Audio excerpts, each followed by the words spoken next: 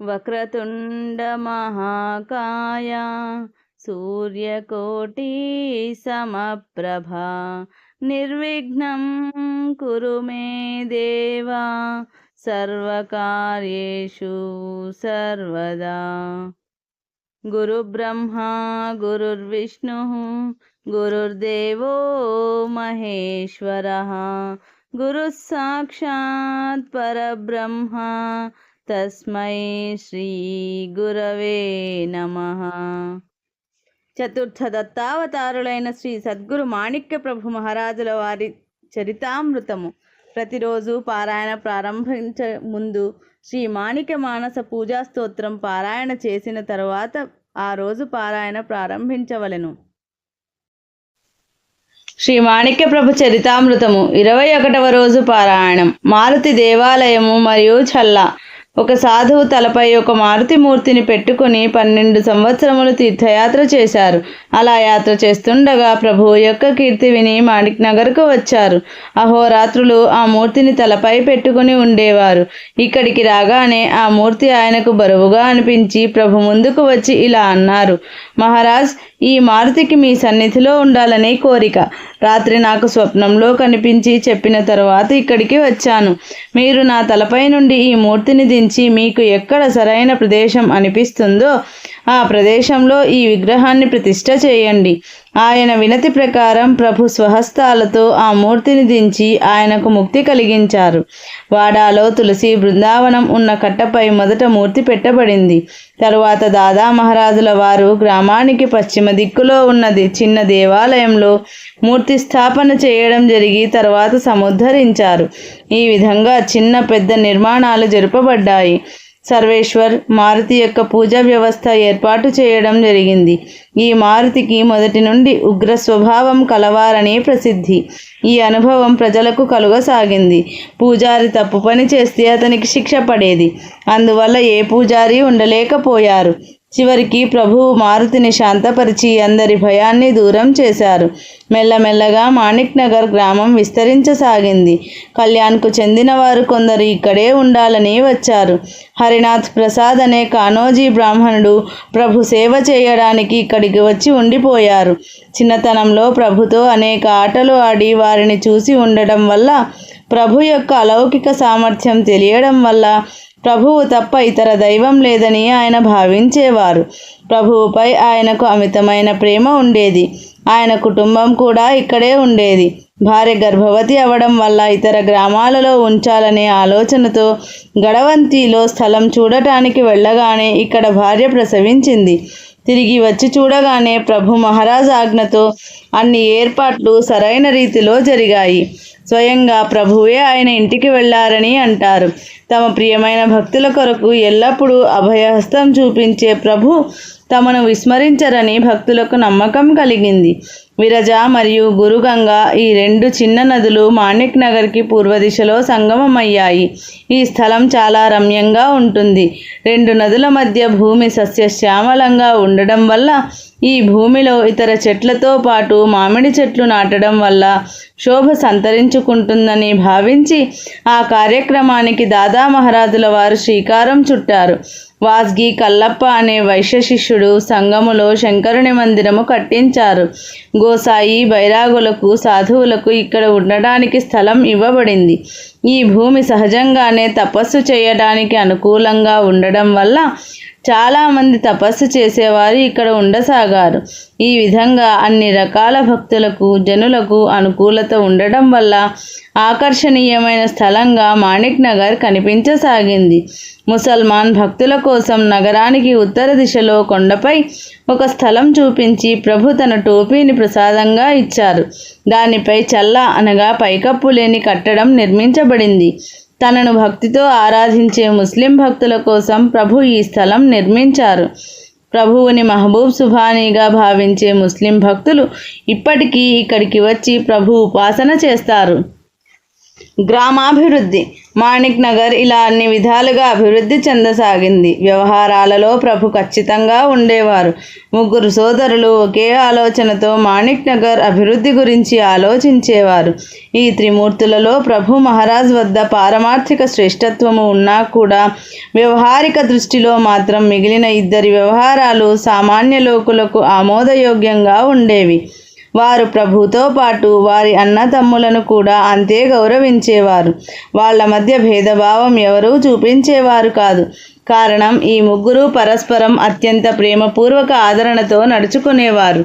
వయస్సు విషయంలో తారతమ్యం లేకుండా, కృత్రిమత్వం లేకుండా ప్రేమతో మాణిక్ నగర్ అభివృద్ధికి కృషి చేశారు. మాణిక్ నగర్ స్థాపన జరిగేటప్పుడు తాత్యా మహారాజ్ గారు ఇక్కడే ఉండి సంస్థాన కార్యభారము వహిస్తారని ఎవరూ ఊహించలేదు. కారణం, మొదటి నుండి ఈయన స్థితి ఇద్దరి సోదరుల కంటే భిన్నంగా ఉండేది. దాదా మహారాజ్ మరియు ప్రభువు వలె వీరు విరక్త బ్రహ్మచారి కాదు. దాదా మహారాజ్ల వారు పెళ్లి చేసుకున్నా కూడా భార్య చిన్న వయస్సులోనే మరణించడం వల్ల మౌన బ్రహ్మచారిగా ఉండిపోయారు. తాత్యా మహారాజుల వారు గృహస్థాశ్రమంలో బందీ అయ్యారు. ఇప్పుడు పూర్తి గృహస్థు అయ్యారు. గృహస్థాశ్రమానికి కావలసిన సాధనా సంపత్తి అనుకూలంగా ఉండేది. భార్య సాత్వికయై, మితభాషి అయి, రూప సంపన్నురాలై ఉండెను. వ్యవహారిక శిక్షణ సరైన రీతిలో జరగడం వల్ల బుద్ధిమంతురాలై ఉండిరి. తాత్యా మహారాజ్ శిక్షణ ఉన్నత స్థితిలో ఉండెను. వారు రచించిన అష్టకాలు, పదాలు వారి విషయ పరిజ్ఞానానికి సాక్షిభూతాలు.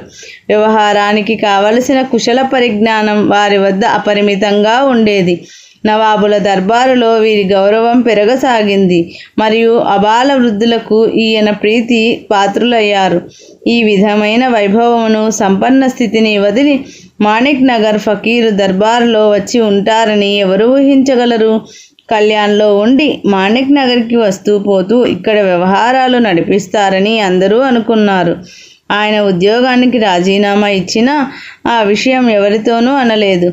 దాదా మహారాజ్ గారికి ఈ విషయం తెలియక కుటుంబాన్ని కళ్యాణ్ తీసుకువెళ్ళమని చెప్పారు. అయినా కూడా ఇక్కడి నుండి వెళ్ళే విషయం మాత్రం కనిపించలేదు. ఉద్యోగానికి తొందరగా వెళ్ళాలని ప్రభువుతో కూడా చెప్పి చూశారు. తాత్యా ప్రాపంచిక విషయంలో భాగం వహించాలని, కీర్తి లభించాలని మాతృశ్రీకి ఉండేది. ఇక్కడ అడవిలో ఫకీరుల కుటీరాలలో తన యవ్వనంలో ఉన్న పత్నితో తాత్య ఐహిక సుఖాలను త్యజించి ఇక్కడ ఉండటం మాతృశ్రీకి ఇష్టం లేదు. మిగిలిన ఇద్దరు పారమార్థిక వైభవాన్ని అనుభవిస్తూనే ఉన్నారు. ఈ మూడవ కుమారుడైన ప్రాపంచిక జ్ఞానంతో సంసారం చేయాలని ఆ తల్లికి తీవ్ర కోరిక ఉండేది. కానీ కళ్యాణ్కి వెళ్ళకపోవడం చూసి ఆమెకు చింత మొదలైంది. అందుకని ఒకసారి దీనికి పరిష్కారం చూపించాలని ప్రభు ముందు ఈ విషయం చెప్పగానే ప్రభు సముదాయించడానికి ప్రయత్నం చేశారు. చివరకు తాత్యా మహారాజుల వారు సమాధానం చెప్పారు. మీ వంటి జగద్వందులైన సోదరుడిని, పరమ పూజ్యులైన మాతృశ్రీని విడిచి నేను ఎక్కడికి వెళ్ళాలి? మీ సేవ చేయడం నా ధర్మం. మీ సన్నిధిలో లేకపోతే సేవ చేసే భాగ్యం ఎలా కలుగుతుంది? అందుకని మీ అందరి చరణాలు విడిచి నేను ఎక్కడికి వెళ్ళను. రాజీనామా ఇంతకు ముందే ఇచ్చి వచ్చేశాను. ఈ సమాధానంతో మాతృశ్రీ నిరాశ చెందిన తాత్యా మహారాజుల వారు చిరకాలం తమతో నివసిస్తారని ఒక రకంగా సమాధానపడ్డారు. ఇక్కడ కళ్యాణ్ నవాబుకు తాత్యా మహారాజుల వారు ఉద్యోగం విడిచి వెళ్ళడం ఇష్టం ఉండేది కాదు. నవాబు తాత్యా గారు చేసే పనితో సంతృప్తిగా ఉండేవారు. ఇలా సర్వగుణ సంపన్నులైన వారు విడిచి వెళ్ళడం అసంతృప్తిగా అనిపించింది.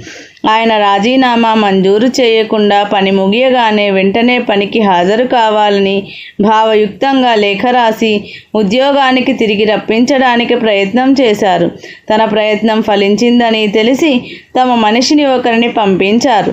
తాత్యా మహారాజుల వారు తన నిర్ణయంపై స్థిర నిశ్చయంతో ఉన్నారు. ఒక్కసారైనా తాత్యా మహారాజుల వారిని కళ్యాణ్కి రప్పిస్తే ఆయన మనసు మార్చవచ్చని అభిప్రాయపడ్డారు.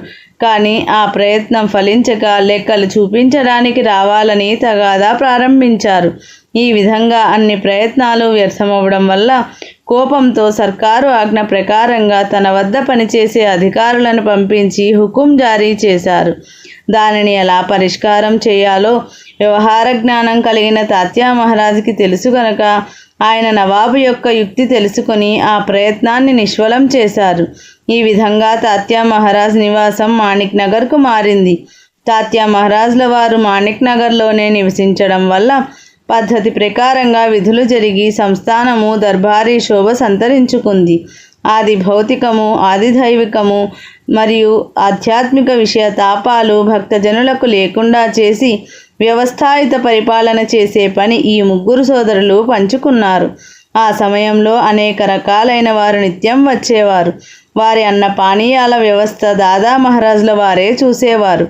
స్త్రీ పురుషులు పిల్లలకు కావలసిన సదుపాయాలు కల్పించడం, చిన్న పిల్లలకు పాలు అందివ్వడం స్వయంగా తమ పర్యవేక్షణలో చేయించేవారు. సూర్యోదయానికి ముందే లేచి పిల్లల తల్లులు రాకపోతే వాళ్లకు పాలు అందించే ఏర్పాటు చేసేవారు. అన్నం తినేవారికి ఉదయం బియ్యం సమకూర్చి మధ్యాహ్న భోజనానికి భండారు ఖానాకు తీసుకువెళ్ళి కడుపు నిండా భోజనం చేయించేవారు.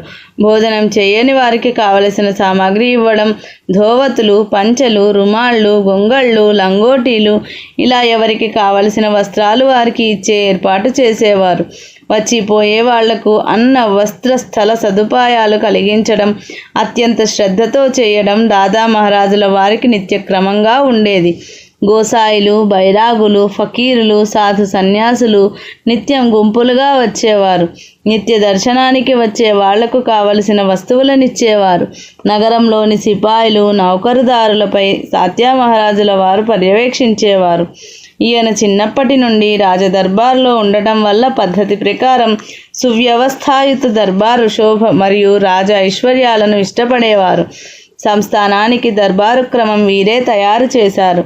జనులకు తాత్యా మహారాజుల వారిపై అభిమానంతో కూడిన భయం ఉండేది. క్రమం తప్పితే వెంటనే ఆయన పసిగట్టేవారు. సరి అయిన శాసనం చేయడం, తప్పును సరిదిద్దడంలో ఆయన అలసత్వం ఎప్పుడూ చూపలేదు. తాత్యా మహారాజుల వారి నివాసం మాణిక్ నగర్లో స్థిరమైనప్పటి నుండి మాణిక్ నగర్కు ఒక చిన్న రాజధాని స్వరూపం వచ్చింది. పరిపాలన వ్యవస్థ సక్రమంగా చేయడానికి ఎక్కువ రోజులు పట్టలేదు. జనంలో అభిప్రాయ భేదాలు రాకుండా ఆయన మంచి దక్షతతో పని జరిపించేవారు. ఒకవేళ వచ్చినా వారిని సమాధానపరిచి సయోధ్య కుదుర్చేవారు. నగర ప్రజలకు నష్టం జరగకూడదని పూర్తి బందోబస్తు చేయించారు.